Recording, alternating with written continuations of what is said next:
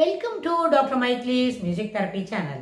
இன்றைய பதிவிலையும் mindset and our routines என்ற தலைப்பில் சில செய்திகளை பகிர்ந்துக்கலாம். அந்த மைண்ட் செட்டில் சுற்றுச்சூழல் பாதுகாப்பு, என்விரான்மெண்டல் சயின்ஸ், என்விரான்மெண்டல் பொல்யூஷனை எப்படி தவிர்க்கிறது, எப்படி அந்த மாசு கட்டுப்பாட்டுக்கு எப்படி முக்கியத்துவம் கொடுக்கணும் அப்படின்னு நம்ம பார்க்கலாம். மாசு கட்டுப்பாடு என்பது தூசு நிறைந்த ஒரு என்விரான்மெண்ட், அதாவது காற்று மாசுபடுவது அதை பற்றி மட்டும் நினைக்கிறோம். இல்லை, காற்றோடு கூட நீரும் மாசுபடுவது நிறைய இடத்துல வாய்ப்புண்டு. நீர் மாசுபடுவோம்னு சொன்னால் குடிநீருக்கு தட்டுப்பாடு வந்துடும்.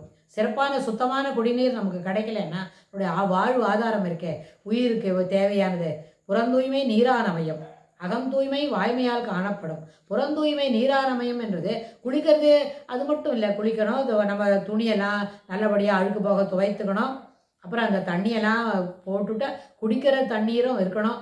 அதனால குடிக்கிற தண்ணீர் குடிக்கிற அளவுக்கு அது அந்த quality wise it has to rise அப்படின்னு சொன்னால் அது எப்படி நம்ம ரைஸ் பண்ண உயர்த்தி எப்படி பார்க்கறது அப்படின்னு சொன்னால் அதில் போதுமான அளவுக்கு சுத்தமான நீர் இருக்கிற இடத்துல இந்த மாதிரி துணி துவைக்கிறது, குளிக்கிறதுன்ற பொல்யூஷன்லாம் இல்லாமல் இருக்கணும். சில நேரத்தில் சிட்டி லிமிட்ஸ்குள்ளே இருக்கும்பொழுது இந்த கழிவு நீர் அகற்று மேலாண்மை அப்படின்னு ஒரு வேலையை இந்த கார்பரேஷன் செய்துட்டு இருக்குது அப்படின்னு சொன்னாங்க. அந்த நகராட்சி காப்பு இதெல்லாம் செய்யறதுன்னு வைங்க, சில நேரத்தில் அந்த கழிவு கூட தூய்மையான குடிநீர் வரக்கூடிய அந்த வடிகால் இருக்கே அதில் கூட அது கலந்து விட்டுதுன்னு சொன்னால் நம்ம வீட்டில் கூட சுத்தமான குடிநீர் வரத்துக்கு ப்ரொடெக்டட் வாட்டர் சப்ளை அப்படி இருக்கு. நம்ம சென்ட்ரல் கவர்மெண்ட் வந்து அதுக்காக சிறப்பான முக்கிய ஜலஜீர் அப்படின்னு சொல்லியிருக்க ஜலஜீவனை பற்றி நம்ம சொல்லிட்டு இருக்கிறோம். ஆனால் அதில் இந்த மாதிரி கழிவு நீர் அகற்றுறதுல இருக்கிற அந்த கழிவு நீர் சிலது கலந்துருத்துன்னு சொன்னால் குடிநீர் வந்து சுத்தமான குடிநீர் நம்மளுக்கு கிடைக்கிறதுக்கு வாய்ப்பு இல்லாமல் போயிடும்.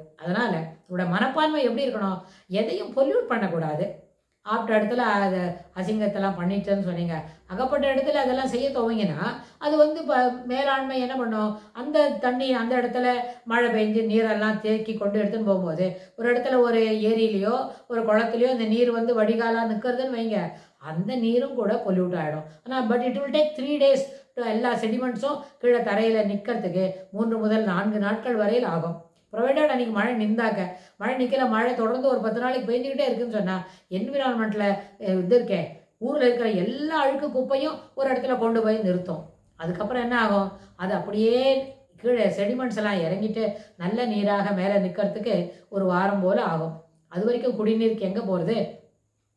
அதனால் மழை காலங்கள் வந்துட்டுன்னு சொன்னால் சுத்தமான குடிநீர் வந்து ஒரு கேள்விக்குறியாக இருக்கும். ஆனால் அந்த ஜல்ஜீவன் மிஷன் இருக்கே அது என்ன செய்யறது, protected water supply for every home அப்படின்றத கொடுக்குறது. அந்த ப்ரொடெக்டட் வாட்டர் சப்ளைலையும் இந்த கழிவு நீர் அகற்று மேலாண்மை அந்த வாரியத்திலேருந்து வர அழுக்கு தண்ணியும் கலக்காமல் இருக்கணும்னு நம்ம தாழ்மையாக கேட்டுக்கிறோம். இது எப்போவும் தினம் நடக்கிறது இல்லை டாக்டர், ஒரு நாளைக்கு என்றைக்கோ தான் நடக்கிறது அப்படின்னு. ஆமாம், ஒரு நாளைக்கு 1 டம்ளர் தண்ணி தான் சுத்தமாக இல்லைன்னா that leads to ill health. முதல்ல என்ன ஆகும், to begin with stomach upset வரும். ஸ்டொமக் அப்செட் வந்தால் அப்புறம் வந்து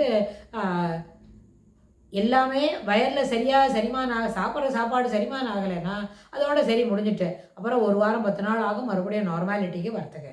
ஸோ அதனால் சுற்றுச்சூழல் பாதுகாப்பில் நிலம் எப்படி பாதுகாக்கணுமோ அதுபோல் நீர் பாதுகாக்கணும் அப்படின்றது அத்தியாவசியம். நீரை பாதுகாக்க வேண்டியதும் தலையாய கடமை அப்படின்னு சொல்லி இந்த பதிவை நம்ம நிறைவு செய்கிறோம். இதுக்கு தொடர்புடைய செய்திகளை வரப்போகிற பகுதிகளில் பார்க்கலாம். தேங்க்ஸ் ஃபார் வாட்சிங்.